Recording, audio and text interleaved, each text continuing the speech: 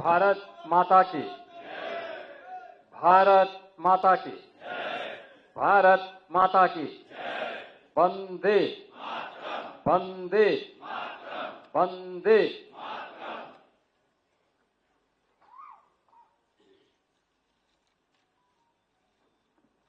मैं बोलूंगा हर घर स्वदेशी, आप बोलेंगे घर घर, हर घर स्वदेशी, हर घर स्वदेशी, हर घर स्वदेशी। आत्मनिर्भर भारत संकल्प अभियान 2025 की इस कार्यशाला में आज उपस्थित भारतीय जनता पार्टी के कर्मठ प्रदेश अध्यक्ष माननीय चौधरी भूपेंद्र सिंह जी, वीरभूमि चित्तौड़गढ़ से लोकप्रिय सांसद, राजस्थान के पूर्व प्रदेश अध्यक्ष और इस कार्यक्रम के राष्ट्रीय स्तर पर सह संयोजक के रूप में जिनका भी मार्गदर्शन आप सबको प्राप्त हुआ है, ऐसे माननीय श्री सीपी जोशी जी, भारतीय जनता पार्टी के हमारे प्रदेश के संगठन के महामंत्री सम्मानित श्री धर्मपाल जी, अभियान के संयोजक श्री ब्रज बहादुर जी, प्रदेश टोली से जुड़े हुए सभी हमारे पदाधिकारीगण और प्रदेश के सभी जनपदों से यहां पर उपस्थित भारतीय जनता पार्टी के सभी कार्यकर्ता बहनों और भाइयों, मैं सबसे पहले शारदीय नवरात्रि के अवसर पर आप सबका हृदय से अभिनंदन करता हूं, आप सबका स्वागत करता हूं इस विशेष कार्यशाला में। और खासतौर पर श्री सीपी जोशी जी का, जो वीरभूमि चित्तौड़गढ़ से माननीय सांसद भी हैं और भारतीय जनता पार्टी के एक प्रखर और वरिष्ठ कार्यकर्ता होने के नाते पूरे राजस्थान में उनका सानिध्य और सहयोग भारतीय जनता पार्टी के कार्यकर्ताओं को, राष्ट्रवादी अभियान के कार्यकर्ताओं को प्राप्त होता है। शारदीय नवरात्रि के अवसर पर उनका प्रदेश की राजधानी लखनऊ में इस स्वदेशी अभियान को, जो भारत के आत्मनिर्भर अभियान का हिस्सा बनने वाला है, इस अभियान के उद्देश्य से उनका आगमन हुआ है। मैं उनका विशेष रूप से प्रदेश की ओर से हृदय से स्वागत करता हूं, अभिनंदन करता हूं। आज का ये कार्यक्रम अत्यंत महत्वपूर्ण कार्यक्रम है, यानी विकसित भारत की संकल्पना को साकार करने का, उसकी आधारशिला को सुदृढ़ करने का अभियान है।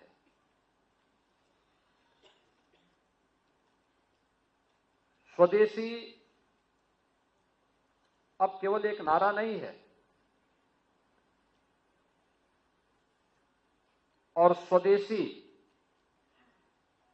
अब केवल खादी वस्त्रों तक सीमित नहीं है। सुई से लेकर के समुद्री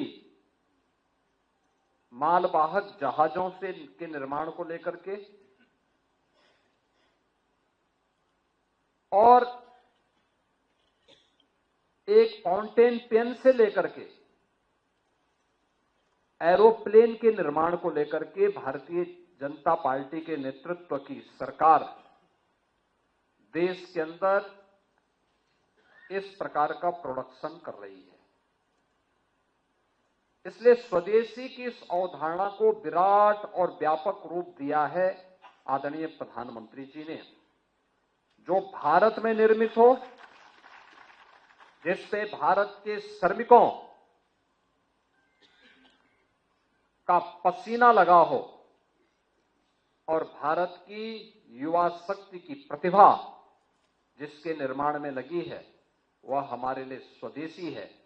make in India make for the world, यानी पूरी दुनिया के लिए भारत के द्वारा बनाया गया उत्पाद जो पूरी दुनिया के लिए उपयोगी हो, दुनिया उसका अनुसरण करने के लिए मजबूर हो, वह सब हमारे लिए स्वदेशी है।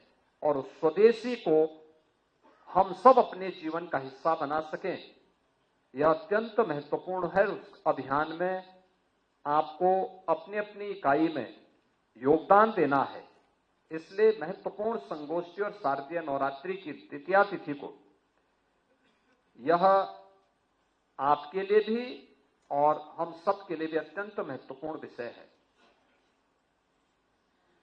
आपने यहां पर अभी इस कार्यक्रम के राष्ट्रीय सह संयोजक श्री सीपी जोशी के उद्बोधन को सुना।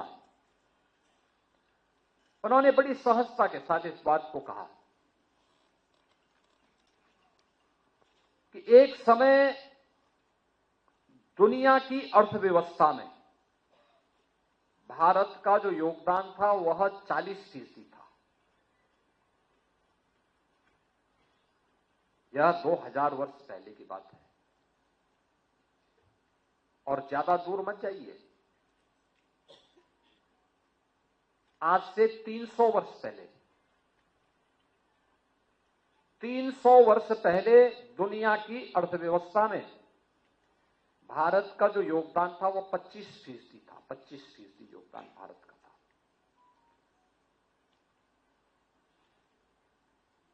उद्योगों से उत्पादन में भारत का, यानी औद्योगिकीकरण में जो उत्पादन होता था उसमें भारत का योगदान नंबर 1 पर था। 25% का योगदान अकेले भारत का हुआ करता था। भारत का मतलब आज का भारत, पाकिस्तान और बांग्लादेश, जिसको आप बृहत्तर भारत कहते हैं।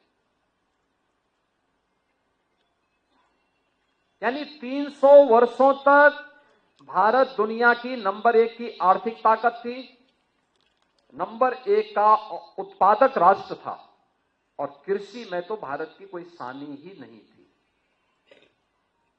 कृषि की स्थिति यह थी, जो बात अभी कह रहे थे डॉक्टर जोशी जी, दुनिया के अंदर अगर आप देखेंगे, वास्तव में ये सच है कि अगर भौगोलिक दृष्टि से आप देखेंगे तो भारत का स्थान दुनिया के अंदर 7वें राष्ट्र के रूप में आता है। इस हमारा जो भौगोलिक क्षेत्रफल है वो 7वें नंबर पर आता है। नंबर 1 पर रूस है, नंबर 2 पर चीन आता है, नंबर 3 पर अमेरिका आता है, नंबर 4 पर ब्राजील का नंबर आता है, फिर ऑस्ट्रेलिया का नंबर आता है, कनाडा का नंबर आता है, कनाडा के बाद ब्राजील, ब्राजील के बाद ऑस्ट्रेलिया, ऑस्ट्रेलिया के बाद तब भारत, बृहत्तर भारत का नंबर आता है। यानी भारत, पाकिस्तान और बांग्लादेश का जो कुल भूभाग है, इसके पास लगभग 42.5 करोड़ हेक्टेयर की भौगोलिक क्षेत्रफल था हमारे पास। लेकिन रूसी संघ के पास जो है वह है 1 अरब 70 करोड़ हेक्टेयर लैंड उसके पास, बहुत बड़ा भूभाग उसके पास, भारत से कई गुना बड़ा। अमेरिका के पास भी काफी बड़ा है, कनाडा के पास भी कई ज्यादा बड़ा,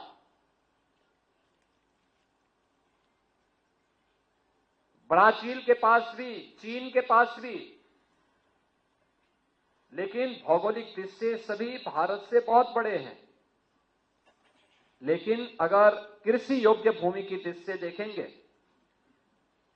तो दुनिया के अंदर जितनी भूमि है इन देशों के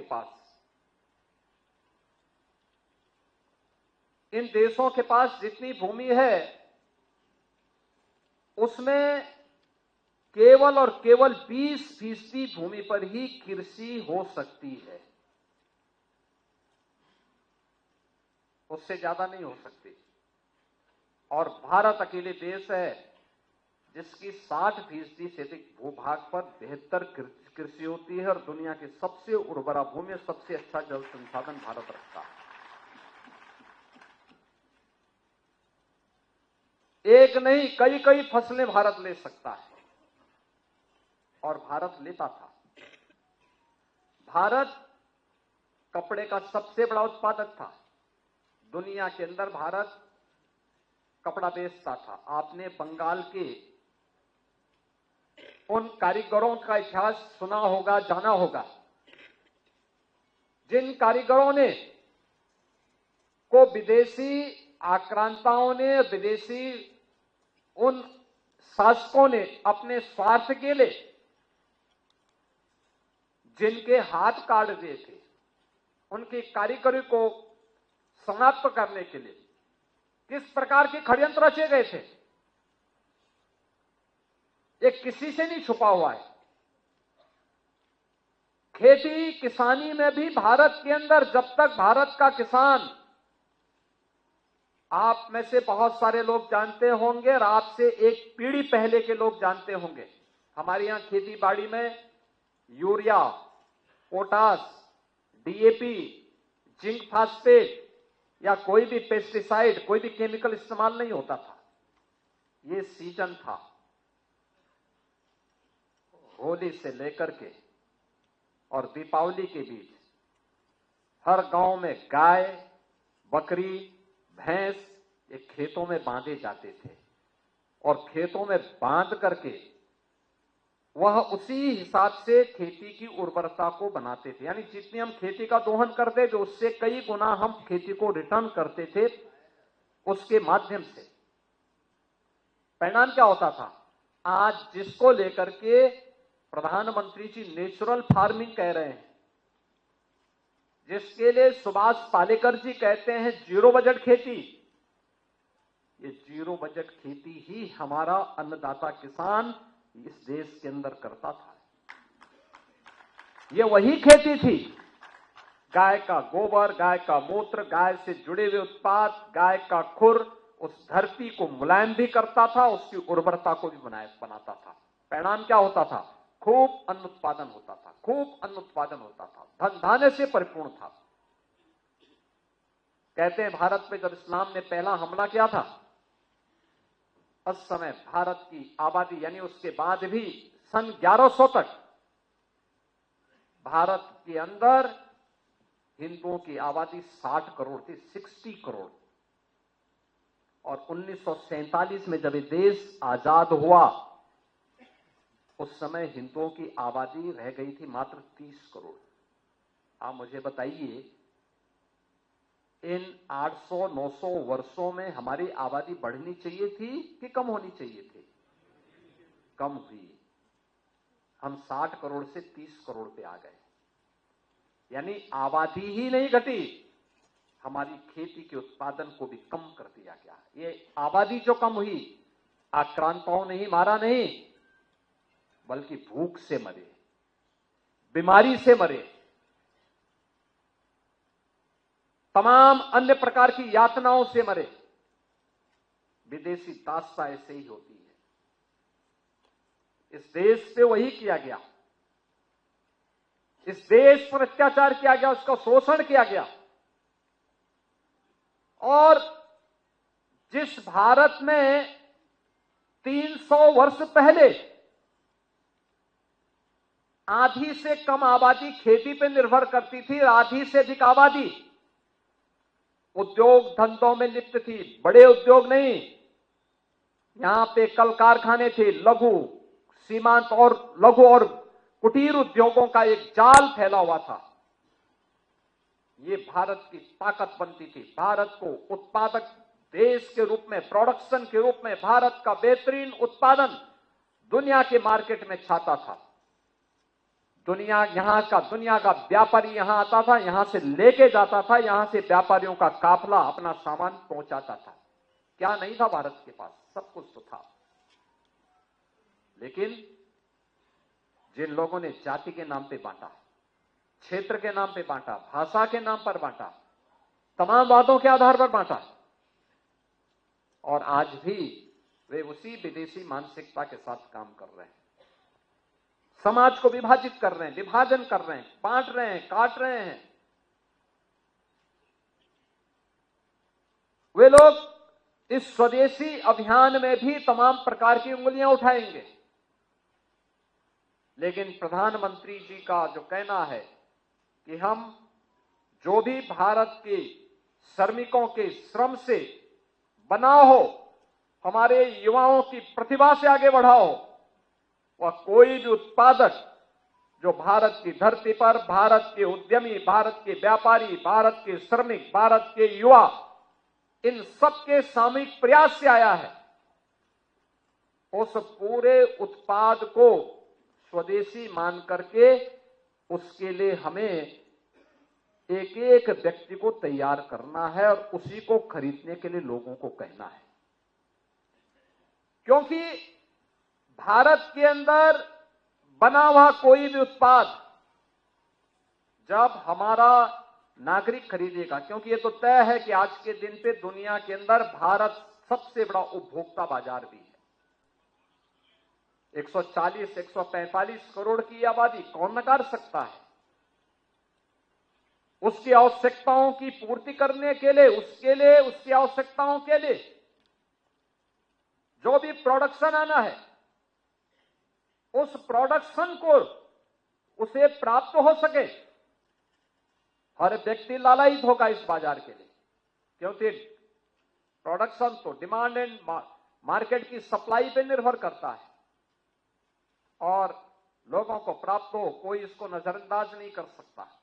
और इसलिए इतने बड़े मार्केट को उसके बारे में अवगत कराना। भारत पे जब इस्लाम ने पहला हमला किया था, उस समय भारत की आबादी, यानी उसके बाद भी सन 1100 तक भारत के अंदर हिंदुओं की आबादी 60 करोड़ थी, 60 करोड़।